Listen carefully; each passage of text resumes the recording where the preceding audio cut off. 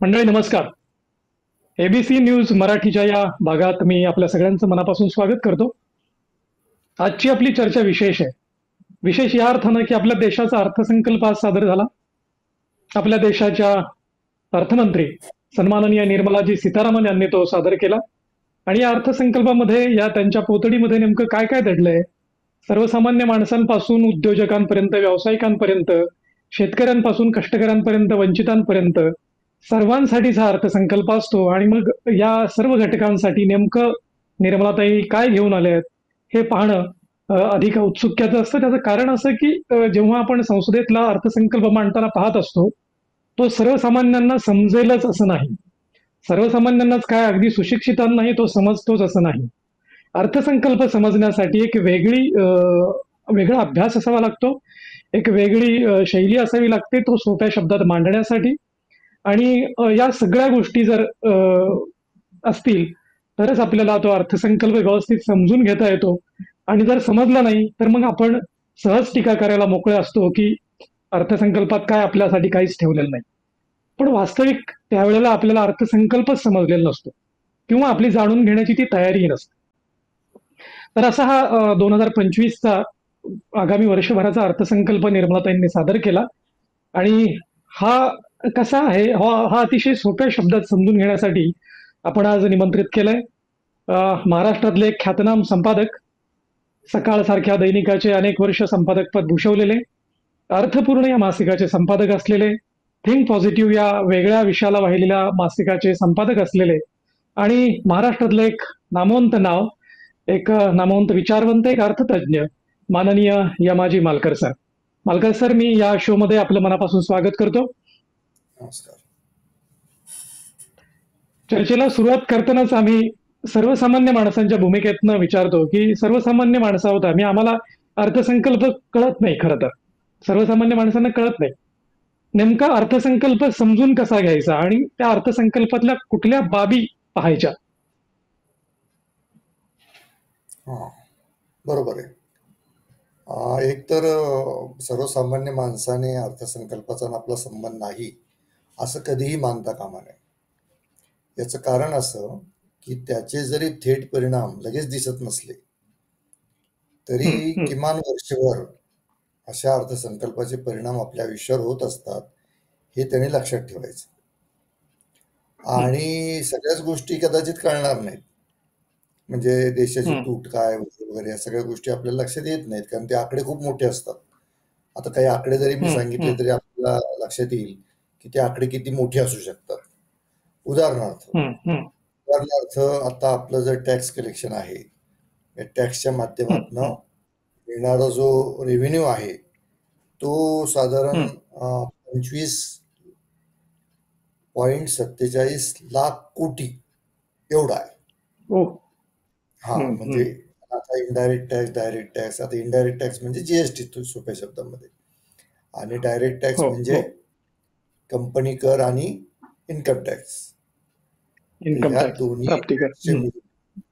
साधारण 25.47 लाख कोटी रुपये आपल्या सरकारच्या तिजोरीत जातात. असा मोठा आकडा सांगितला की सगळ्यांना असं वाटतं की अरे बापरे, म्हणजे सरकार एवढे पैसे घेतं. पण मग त्यांना सांगावं लागतं की जो संसार आहे आपला भारत देशाचा जो संसार आहे तो साधारण आता 145 कोटी लोकांचा आहे. तर 145 कोटी लोकांचा सगळा कारभार सांभाळण्यासाठी हा पैसा काही फार नाहीये. त्याचं खरं म्हणजे आणखी बऱ्याच गोष्टी होण्याची गरज आहे. आणि ही गरज प्रत्येक अर्थसंकल्पामध्ये वेगवेगळ्या शब्दांनी ती व्यक्त केली जाते. तसं याही वेळी अर्थमंत्र्यांनी सध्याची परिस्थिती लक्षात घेता हा अर्थसंकल्प मांडलेला. त्याची सगळी वैशिष्ट्य, त्याचे परिणाम, त्याच्या कोणासाठी काय तरतूद केली हे सगळं पुढच्या टप्प्यामध्ये जाणूनच घेणार आहोत. पण सांगण्याचा मुद्दा असा, याचं जे त्यांनीच वर्णन केलेलं आहे ते समजून घेण्यासारखं आहे. त्यांनी असं म्हटलंय की गरीब, युवा, अन्नदाता आणि नारी शक्ती या 4 घटकांचा त्यांनी केलेला आहे. आणि त्याला त्यांनी इंग्रजीमध्ये GYAN असं म्हटलेलं आहे, ज्ञान असं त्यांनी. याच्यावर फोकस असलेला तो अर्थसंकल्प आपल्या अर्थमंत्री निर्मला सीतारामन यांनी आज 11 वाजता संसदेमध्ये मांडलेला आहे. असा तो आहे आणि त्याच्या सगळ्यांवर परिणाम होणार आहे. ते काय होणार आहे ते क्षेत्र आणि घटकावाईज आपण पुढच्या काळात समजून घेऊ चर्चेमध्ये. सर बरोबर आहे. पण सर्वाधिक ओढ लागून राहिलेली असते किंवा सर्वाधिक उत्सुकता असते ती मध्यम वर्गाला अर्थसंकल्पाविषयी. कारण शेतकऱ्यांना फार त्याची चिकित्सा करण्याविषयी वाटत नाही. तो मगाशी मी जसं म्हणालो तसं काही आपल्याला घेणं देणं नाही. अशा वर्गामध्ये शेतकरी वर्ग असतो, खूप उच्चभ्रू वर्ग असतो, तो टॅक्स संदर्भात पाहतो. परंतु सर्वाधिक ओढ जी असते किंवा सर्वाधिक उत्सुकता असते ती मध्यम वर्गाला असते. आणि या म्हणजे आजच्या अर्थसंकल्पामध्ये मध्यम वर्गाला दिलासादायक बातमी त्यांनी एक दिली आहे की 12 लाखापर्यंतचं उत्पन्न, म्हणजे त्याला काही स्लॅब दिले, तर ते जरा उलगडून सांगलं तर बरं. म्हणजे ही एक मोठी झेप म्हणावी लागेल आतापर्यंतच्या सगळ्या अर्थसंकल्पाच्या प्रवासामध्ये टॅक्स संदर्भातली. आणि त्यांनी असंही जाहीर केलं पुढच्या आठवड्यामध्ये टॅक्स बिल मांडणार आहेत, त्या डायरेक्ट टॅक्स संबंधीच्या सुधारणा बिल मांडणार आहेत. मग त्याच्यामध्ये ते किती सुलभ करता येईल वगैरे त्या गोष्टी नंतरच्या काळात होतील. पण आता जो सगळ्यात जास्त चर्चा आता हे अर्थसंकल्प मांडल्यानंतर जी होते आहे सगळ्या मीडियामध्ये आणि लोकांमध्ये, हीच होते ती की 12.75 लाखापर्यंतचा टॅक्स हा म्हणजे उत्पन्नाला हा टॅक्स आता असणार नाही. तर ही तशी मोठी झेप आहे. ती कुठल्या अर्थाने मोठी झेप आहे? कारण तुमचं उत्पन्न जर सॅलरी असेल, वेतन असेल, तर वेतनाच्या याच्यात किंवा इतर कुठल्या मार्गाने तुम्ही मिळवलेलं असेल आणि ते 12 लाखाच्या मर्यादेत असेल तर तुम्हाला टॅक्स लागणार नाही. त्याच्यामध्ये तुम्हाला काही गोष्टी टॅक्स कन्सेशनसाठी तुम्ही ज्या करता त्या सादर करून वगैरे सगळं करून तुम्हाला 12 लाखापर्यंतच्या उत्पन्न हे टॅक्स फ्री असेल. ही सगळ्यात मोठी झेप आहे. कारण आहेत. आता त्याच्या कारणांमध्ये आपण नंतर जाऊ. पण मला असं वाटतं की 75,000 स्टँडर्ड डिडक्शन सोडलं जे प्रत्येकाला द्यायचं सरकारने ठरवलेलं आहे, तर त्याच्या प्लस 12 लाख म्हणजे 12.75 लाख रुपये हे जे कमवतात वेतनाच्या, त्यांना आता याच्या पुढे टॅक्स लागणार नाही. त्यांना आता तो पैसा म्हणजे त्यातला जो टॅक्सचा प्रपोर्शन होता तो आता त्यांना खर्च करता येईल. आणि असं म्हटलं जातं की साधारण प्रत्येकाला एक 80,000 रुपये हे ऍडिशनल याच्यामधून मिळालेले आहेत. आता त्याचे तक्ते वगैरे की किती रिबेट, कसं काय केलं तर काय रिबेट मिळणार वगैरे. पण आपण एवढंच लक्षात ठेवायचं की आपलं उत्पन्न जर पगाराच्या वेतनाच्या मार्गाने 12 लाख असेल तर तुम्हाला कुठलाही टॅक्स देण्याची याच्या पुढे गरज नाही. पण गरज लागणार जर तुम्ही काय शेअर बाजारातून पैसे कमवत असाल, म्युच्युअल फंड मधनं पैसे कमवत असाल किंवा इतर काही मार्गाने पैसे कमवत असाल तर त्याला स्लॅब लागू होतो. मग ते स्लॅब काय आहे? थोडक्यात समजायचं तर 4 लाखाला 0 टॅक्स लागतो. 4 ते 8 लाखाला तुम्ही जर वेगळ्या मार्गाने कमवलं तर 5% टॅक्स लागणार. 8 ते 12 लाखाला 10% टॅक्स लागणार. इतर मार्गाने मिळवलं 12 ते 16ला 15% लागणार. 16 ते 20ला 20% लागणार. 20 ते 24ला 25% लागणार आणि 24च्या पुढे 30% लागणार. म्हणजे आतापर्यंत काय होतं की 30 लाख जर असेल तर त्याला तो 30 होता. त्याच्याऐवजी त्यांनी मध्ये आणखी एक स्लॅब केला आणि 25%चा स्लॅब सुद्धा मध्ये टाकला. तो 20 लाख ते 24 लाखाच्या त्यांना तो लागू होणार आहे. तर असा एक मोठा बदल त्याच्यामध्ये कॅपिटल गेन जर तुम्हाला मिळाला असेल तर तुम्ही त्या ह्याच्यानुसार तुम्हाला टॅक्स भरावा लागणार आहे हे लक्षात घेतलं पाहिजे. पण बहुतांश आपल्या देशातले 85 ते 90% जे नागरिक आहेत, लोअर मिडल क्लास आणि खालचा वर्ग, हे वर्ग त्या टॅक्सच्या रेकॉर्डमधनं बाहेर पडलेले आहेत असं म्हणायला काय हरकत नाही. हो, बरोबर. सर तुम्ही आता तुम्ही एक छान शब्द वापरला, मोठी झेप घेतलेली आहे. पहिल्यांदाच असं झालंय. मोठी झेप या अर्थाने होऊ शकते की त्याचा आपल्या तिजोरीवरही मोठा परिणाम होऊ शकतो आणि काय आणखी काही कंगोरे त्याला असतील. नाही, तिजोरीवर याचा फार मोठा परिणाम होण्याचं कारण नाही. याचं कारण हे जे टॅक्स पेयर आहेत त्याची जी रक्कम होती ती फार मोठी, त्याची संख्या खूप होती. बर आणि बर. त्यांना ते टॅक्स रिटर्न भरणं वगैरे हे सगळ्या गोष्टी त्यांना कराव्या लागत होत्या, ते आताही करावं लागणार आहेत. पण त्यांची जी टॅक्स जे भरत होते ते जास्त संख्येने होते, पण कमी टॅक्स होते तुलनेने. त्यामुळे सरकारने काय पाहिलं, आता जी चर्चा होती आपल्या देशामध्ये, ती चर्चा अशी होती की आपल्या देशातलं कन्झम्पशन जे आहे ते कमी झालेलं आहे. म्हणजे लोकांची खर्च करण्याची जी क्षमता आहे ती अनेक कारणांनी कमी झाली आहे. आणि सर्व अर्थतज्ञ असं मानत होते की ती जर वाढली नाही तर याला आर्थिक व्यवहाराला गती मिळणार नाही, आपल्या देशाचे आर्थिक विकास होणार नाही. म्हणजे सर्वसामान्य माणसाने जर खर्च केला नाही तर आपली अर्थव्यवस्था सुधारणार नाही. आणि हे सरकारला याच्यासाठी हवं आहे की बाहेर जी परिस्थिती आहे ती आपल्यापेक्षा खूपच वाईट आहे सध्या. म्हणजे उदाहरणार्थ युरोपमध्ये, इतर देशांमध्ये किंवा इतर देशांमध्ये वाईट म्हणजे कुठल्या अर्थाने, की तिथलं इन्फ्लेशनही वाढलेलं आहे, त्यानंतर तिथे युद्धामुळे अस्थिरता खूप आहे, त्यांची कन्झम्पशन लेवल आपल्यापेक्षा खूपच खाली आहे.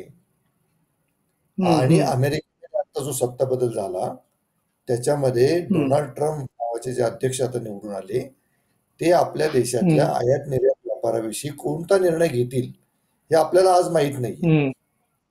हे लक्षात घेता देशातल्या कन्झम्पशनवर आपण अवलंबून राहावं ही सर्वाधिक मोठी गरज आता यावर्षी आपल्याकडे होती.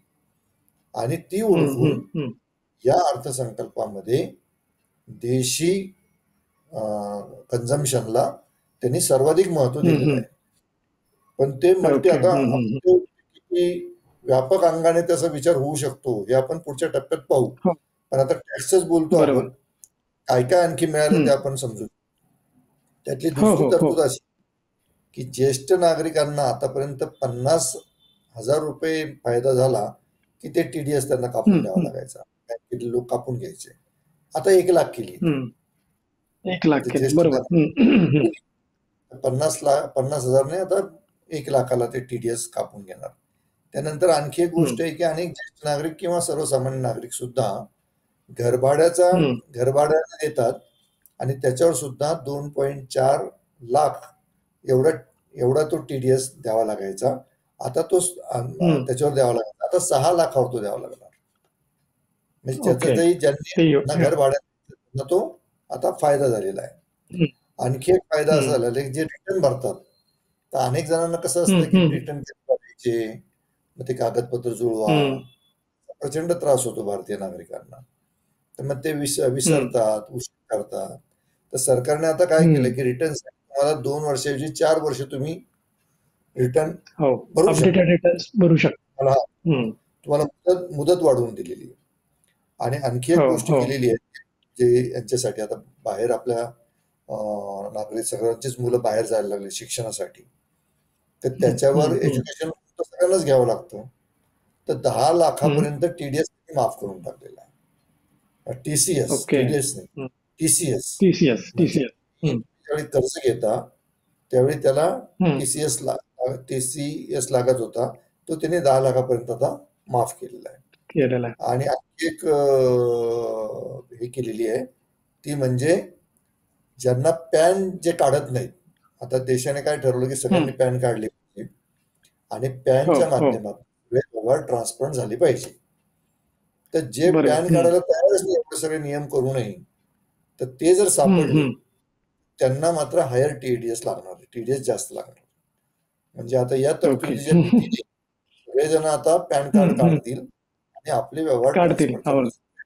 हे टॅक्सच्या संदर्भातले बदल.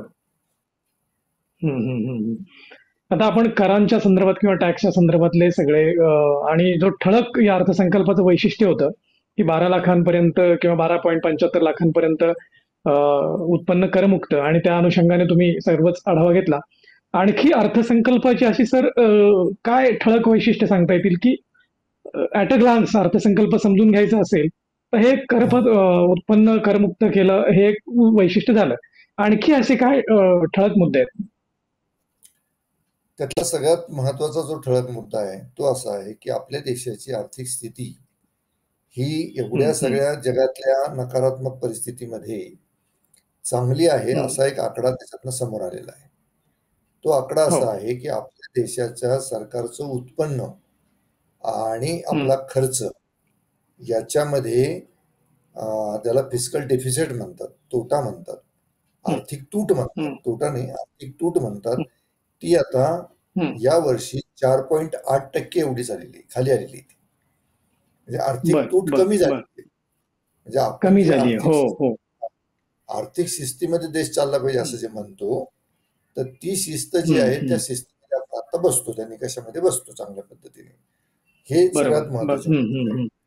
दुसरी, पुढच्या वर्षी 4.8%च्या ऐवजी 4.4च तूट येणार आहे. म्हणजे एवढी तूट आपण आता कमी करतो. म्हणजे आपल्या देशाचं उत्पन्न पुढच्या वर्षभरामध्ये वाढणार आहे. मग सरकार कसं हे करणार? त्याच्यातला आणखी एक महत्वाचा मुद्दा जो आहे की आता जगभर नकारात्मक परिस्थिती असल्यामुळे आणि सरकारचं उत्पन्न काही कमी झाल्यामुळे सरकारला भांडवली खर्च यावेळी पहिल्यांदा कमी करावा लागला 2-4 वर्षामध्ये. तो भांडवली खर्च 11 लाख कोटीपेक्षा जास्त होता. तो या संकल्पामध्ये त्यांनी 10.18 लाख कोटी असं जाहीर केलेला आहे. आणि त्यामुळे शेअर बाजारामध्ये सुरुवातीला एकदम त्याच्याविषयीची प्रचंड नाराजी व्यक्त केली गेली आणि शेअर बाजार एकदम खाली आला. आणि मग ज्यावेळी हळूहळू लक्षात आलं, त्याच्या सगळ्या लोकांच्या लक्षात आलं, त्यावेळी तो हळूहळू वर आला आणि मग तो त्याच लेवलला, ज्या लेवलला होता सकाळी, त्याच लेवलला तो शेवटी आला. कारण लोकांना लक्षात आलं, शेअर बाजारातल्या तज्ञांना सुद्धा लक्षात आलं की जरी अशी परिस्थिती असली तरी कन्झम्पशन वाढणार असल्यामुळे सगळ्याच अर्थव्यवस्थेला बळ मिळणार आहे. आणि मग तो शेअर बाजार पुन्हा वर गेला. आज दिवसभरात घडलेली ती घटना आहे. तर त्याच्यामध्ये मग असं म्हणता येईल की आणखी एक त्याच्यातला महत्वाचा मुद्दा आहे, तो म्हणजे इन्शुरन्स कंपन्या जर परदेशातून यायच्या असतील तर 100% FDI आपण मान्य केलेले आहे, जो आतापर्यंत 74%. म्हणजे एखादी मोठी इन्शुरन्स कंपनी आहे, याचं महत्व यासाठी आहे की परदेशामध्ये म्हणजे विकसित देशामध्ये आपल्या इन्शुरन्स कंपन्यांपेक्षा 10 पट 20 पट मोठे इन्शुरन्स काम करतात. आणि आपल्याकडे इन्शुरन्स न घेतलेल्या लोकांची संख्या ही प्रचंड आहे अजून, जी आधुनिक तुम्ही तुमचं काय टर्म इन्शुरन्स काढला पाहिजे, तुम्ही तुमचा मेडिक्लेम काढला पाहिजे, तुम्ही जीवन विमा काढला पाहिजे. ही जी आधुनिक काळातली गरज आहे, ते चांगलं का वाईट हे नंतर चर्चा करू आपण, पण ती आधुनिक काळाची गरज आहे. तर त्याच्यामध्ये प्रगत देशांमध्ये इन्शुरन्सचा व्यवसाय हा प्रचंड वाढलेला आहे आणि त्या माध्यमातून लोक आपलं आयुष्य सुरक्षित करून घेतात. पण भारतामध्ये इन्शुरन्सचं पेनिट्रेशन, इन्शुरन्सचा प्रसार अजून पुरेसा झाला नाही, कारण त्याच्यामध्ये अजून तेवढी स्पर्धा आणि तेवढा पैसा टाकण्यासाठी भारतीय कंपन्या पुरेशा पडत नाहीत. त्यामुळे आता 100% FDI केल्यामुळे परदेशातल्या मोठ्या कंपन्यांच्या स्पर्धेमध्ये इन्शुरन्सचं पेनिट्रेशन, इन्शुरन्सचा प्रसार हा पुढच्या काळामध्ये फार मोठ्या प्रमाणावर वाढणार आहे. आणखी एक वैशिष्ट्य, सर थांबवतो, एक शंका विचारतो, याच्याशी संबंधित शंका आहे म्हणून मध्ये थांबून विचारतो. इन्शुरन्स मध्ये आता 100% झाल्यामुळे प्रीमियम स्पर्धा तीव्र होईल कंपन्यांमध्ये, त्यामुळे प्रीमियम कमी होतील का आणि सामान्यांचा फायदा होईल का यामुळे? बरोबर आहे. स्पर्धा जशी जशी तीव्र होते तसा ग्राहकांचा फायदा होतो. आता इथे ग्राहक कोण आहे? प्रीमियम म्हणणारा सर्वसामान्य नागरिक ग्राहक आहे. आता इथे काय, ते जे पॅकेज घेऊन येतील परदेशी कंपन्या, त्या स्पर्धेमध्ये देशी कंपन्यांना सुद्धा उतरावंच लागेल. तर त्या देशी कंपन्यांचा कदाचित त्यांचा नफा कमी होईल, म्हणूनच आज इन्शुरन्स कंपन्या पडल्या शेअर बाजारामध्ये सुद्धा. तर सांगण्याचा मुद्दा असा की इन्शुरन्स मध्ये स्पर्धा होणं आपल्या देशातल्या नागरिकांची गरज आहे. त्याच्या मोजक्या कंपन्या होतात, त्यांची संख्या वाढली पाहिजे, कारण 145 कोटी एवढी प्रचंड लोकसंख्या आहे आणि त्यातले 10, 12, 15, 20% लोक कसे बसे इन्शुर्ड आहेत. म्हणजे किती लोकांना इन्शुरन्स काढण्याची गरज आहे हे आपल्याला लक्षात येईल. आणखी एक गोष्ट या अर्थसंकल्पामध्ये महत्वाची केलेली आहे, ते म्हणजे आपला देश फॉरेन इन्व्हेस्टमेंट शिवाय अजूनही तग धरू शकत नाही. म्हणजे फॉरेन डायरेक्ट इन्व्हेस्टमेंट, ज्याला FDI म्हणतात, ते जर बाहेरून भांडवल आलं नाही आपल्याला तर आपण आपल्या हम्म, देशामध्ये आर्थिक विकास करण्यामध्ये किंवा डेव्हलपमेंट करण्यामध्ये कमी पडतो, कारण आपल्याकडे हो तेवढं हो. भांडवल नाही, तेवढा पैसा नाही हम्म. आपल्याकडे. नाहीये मग हे खरंय. परकीय गुंतवणूकदारांवर आपण अजूनही अवलंबून आहोत. केवळ शेअर बाजारच नाही, हम्म. तर कारखाने उभारणं, मोठमोठी कामं करणं, हम्म. इन्फ्रास्ट्रक्चर उभारणं, याच्यासाठी बाहेरच्या हम्म. लोकांनी त्यात भाग घेणं ही आपली गरज आहे. ते आता या खरंय. अर्थसंकल्पामध्ये असं महत्वाचं केलेलं आहे की जे बाहेरचे लोक पैसा टाकतील त्यांना सुलभ हम्म. करणार, सिम्प्लिफाईड करणार ते नियम, आणि त्यांना ओके. प्रोत्साहन देणार. आमच्या देशामध्ये तुम्ही पैसा, भांडवल टाका, हे त्यांनी या माध्यमातून केलेलं आहे. आता बरोबर. आपल्याला काही हेही करावं लागतं, म्हणजे आता जीएसटीचा आकडा आत्ताच आलाय थोड्या वेळापूर्वी, तोही सांगून टाकला पाहिजे या निमित्ताने. Tax collection, indirect tax collection फार वेगाने गेल्या काही वर्षात वाढायला लागलेलं आहे. तर जानेवारीमध्ये, आता काल शेवटचा दिवस होता जानेवारी, तर 1.96 लाख कोटी रुपये एवढा जीएसटी जमा झालेला आहे, आणि गेल्या जानेवारीपेक्षा 12.3% एवढी त्याच्यात वाढ झालेली आहे. म्हणजे जीएसटी मध्ये वाढ झाली याचा अर्थ असा होतो की त्या प्रकारचे आर्थिक व्यवहार जानेवारीमध्ये आपल्या देशामध्ये झालेले आहेत. तर एक पॉझिटिव्ह साईन आहे की जेवढा जीएसटी तेवढे आर्थिक व्यवहार झालेले आहेत. तो एक म्हणून मग सरकार जे म्हणतं की सारखं बॉरोईंग करावं लागतं, सरकारला कर्ज घ्यावं लागतं. मग मॉनिटायझेशनचा एक प्लॅन सरकारने तयार केला आहे की 10 लाख कोटी रुपये 10 लाख कोटी रुपयांचं मॉनिटाईज त्याचे रिसोर्सेस सरकार करणार आहे, आणि मग ती गरज ती भागवणार आहे. कारण आपला देश चालण्यासाठी साधारण आता आपल्याला 45 लाख कोटी रुपयांची गरज आहे, आणि टॅक्सेशन मधून साधारण 25 लाख कोटी रुपये, 10 लाख कोटी रुपये मॉनिटायझेशन, म्हणजे 35 लाख कोटी रुपये झाले. आणि त्याच्या पुढची जी रक्कम आहे ती फॉरेन डायरेक्ट इन्व्हेस्टमेंट, कर्ज घेऊन, अशी सरकारला बॉन्डच्या रूपाने कर्ज घ्यावं लागतं. तर हे सगळं कर्जही सरकारला घ्यावं लागतं. तर अशी ती आर्थिक गणित सरकारने अर्थसंकल्पामध्ये मांडलेलं आहे. म्हणजे ज्याला म्हणतात आर्थिक स्थैर्य म्हणतात, ते स्थैर्य त्यातनं सरकारने समोर मांडलेलं आहे. मिळवण्याचा प्रयत्न आहे. बरोबर सर. अत्यंत सुटसुटीत, आणि करप्रणाली सुटसुटीत असेल, व्यवस्थित असेल, तरच आपल्या देशाला आर्थिक बळकटी येऊ शकते आणि अर्थव्यवस्था सुधारू शकते. या मुद्द्यावर आपण चर्चा करत असताना मध्यंतरी मगाशी आपण एक चर्चेला घेतला, आणि अर्थमंत्र्यांनी देखील आज संसदेत ते मांडलं की पुढच्या आठवड्यामध्ये स्वतंत्र कर विधेयक मांडणार आहे वगैरे. काय अंदाज आहे, ते काय असेल विधेयकामध्ये आणि कशासाठी ते लागू होईल? आपल्या देशाची सर्वाधिक गरज जी आहे ते टॅक्स कलेक्शन मध्ये सुधारणा होणे आहे. म्हणजे एक वर्षांची मागणी आहे की तुम्ही सोप्या मार्गाने टॅक्स घ्या आणि सगळ्यांकडनं कमीत कमी टॅक्स घ्या, सगळ्यांकडनं घ्या, आणि तिजोरीमध्ये ती भरा. तर त्याच्यामध्ये अर्थक्रांतीमध्ये आम्ही त्याला फार उदाहरण दिलेलं आहे. ते असं आहे की मधमाशी जसं फुलांवर बसून परागकण काढून घेते, वेचून काढते, आणि मग ते तिकडे जाऊन मधाच्या पोळ्यामध्ये मध तयार करते. बरोबर आहे, हे उदाहरण आपल्याला माहित आहे. तर ती मधमाशी ज्यावेळी फुलांकडनं सगळं जमा करत असते त्यावेळी त्याची फुलांनाही इजा होत नाही, आणि परागकण तर मिळतातच. तो हा जो भाग आहे की इजा होता, मेन सोर्सला इजा होता कामा नये. तर आम्ही अर्थक्रांतीमध्ये त्याला असं म्हणतो, तुम्ही कमीत कमी कर जास्तीत जास्त लोकांकडे घ्या. आता आपल्या देशामध्ये सध्या कसं आहे की कमीत जास्तीत जास्त कर भरतात. म्हणजे आजच्या तारखेला साधारण म्हणजे इनडायरेक्ट टॅक्स सोडून दे, इनडायरेक्ट टॅक्स सगळेच भरतात, पण डायरेक्ट टॅक्स साधारण 11 लाख कोटी रुपये, 11 कोटी लोक भरतात. आणि संख्या किती? 45 कोटी भरतात. किती? 39 कोटी. 11 कोटीच भरतात. म्हणजे याचा अर्थ असा होतो की बाकी सगळ्यांचं उत्पन्न एवढं कमी आहे का?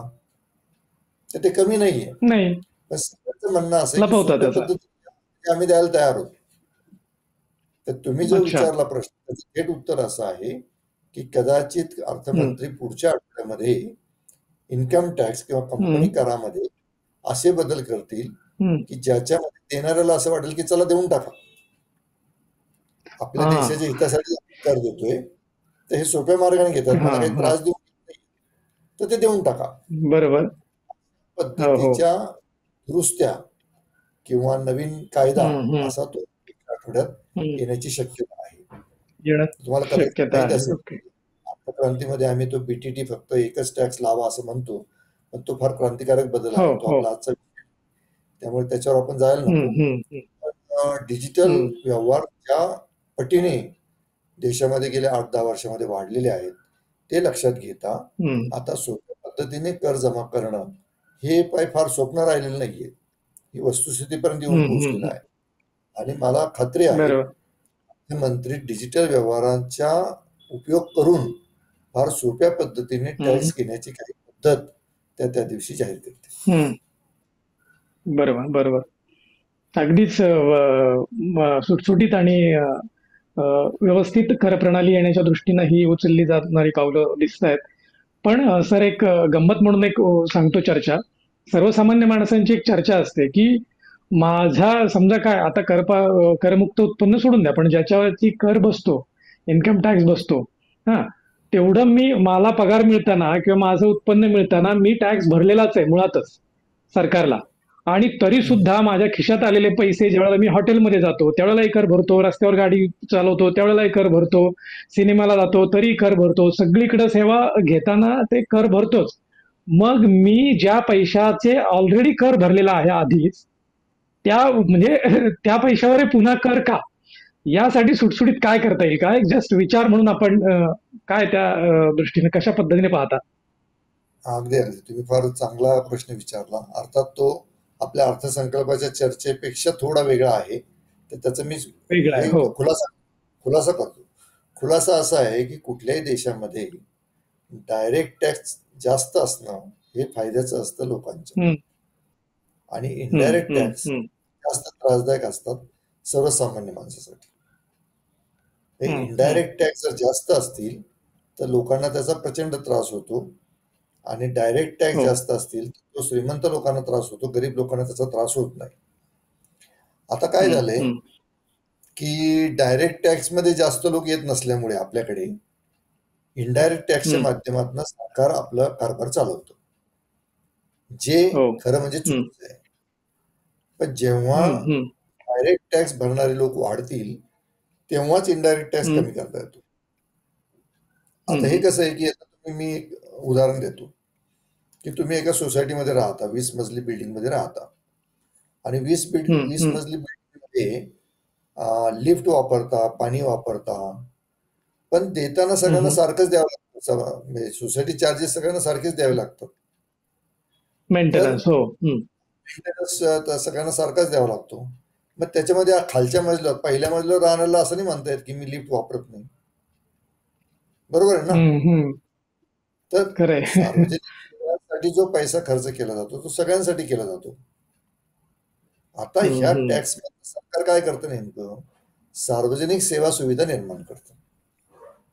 ते काय हम्म, बाकीचं तर हम्म, काही हम्म. उद्देशच नाही त्याचा. सरकारी लोकांचे पगार करणं आणि सार्वजनिक हो, सेवा सुविधा हो. तयार करणं एवढे दोनच उद्देश आहे. खरंय. पण याच्यातनं जर बरोबर. डायरेक्ट मधनं म्हणजे श्रीमंत लोकांनी टॅक्स भरला किंवा सोप्या पद्धतीने हम्म, त्यांच्याकडनं हम्म, घेतला, टॅक्स जास्त ठेवण्याची गरजच नाही. आणि कुठल्याही टॅक्स हम्म, हम्म. सिस्टीममध्ये जीएसटी सारखा टॅक्स हा त्रासदायक मानला जातो आणि हो, इन्कम हो. टॅक्स सारखा टॅक्स हा समानता निर्माण करण्यासाठी मानला जातो. पण आपल्या देशाची मोठी हम्म, अडचण हम्म, तीच आहे की जो रेग्युलर टॅक्स डायरेक्ट टॅक्स पेअरने भरला पाहिजे ते टॅक्स ब्रॅकेटमध्ये येतच नाहीत. म्हणजे ते काय कॅशने व्यवहार करतात, ते आपली संपत्ती हम्म, लपवतात, हम्म, व्यवहार लपवतात, जमीन विकतात, काय घर विकतात, पण ते मग कॅशने व्यवहार झाला की तो टॅक्स ब्रॅकेटमध्ये येत नाही तो व्यवहार. ही हम्म, अडचण हम्म, आहे मोठी. हम्म. ही मोठी अडचण आहे आणि त्याच्यावर आपण अजून मात खरंय. करू शकलो नाही.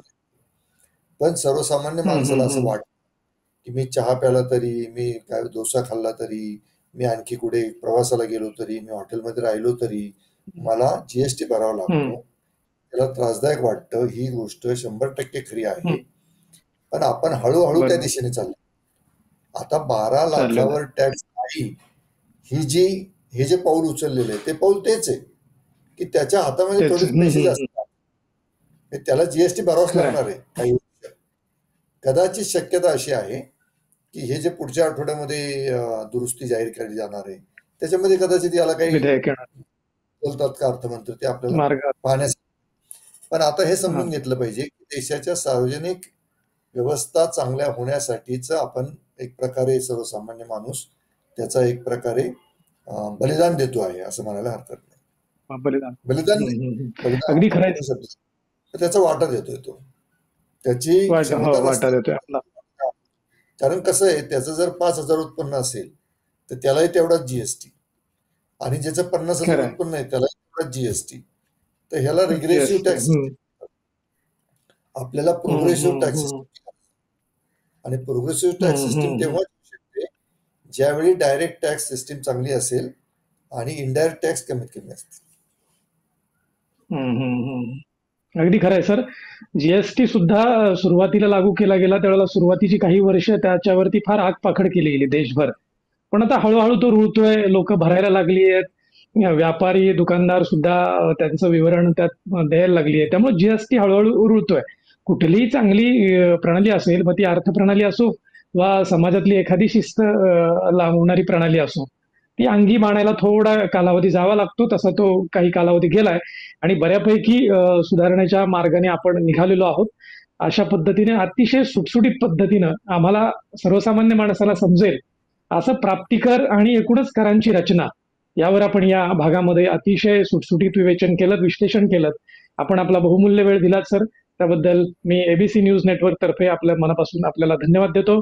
आपण या भागात थांबूयात, भेटूया पुढच्या भागात. थँक्यू. ताज्या बातम्यांसाठी पाहत रहा एबीसी मराठी न्यूज.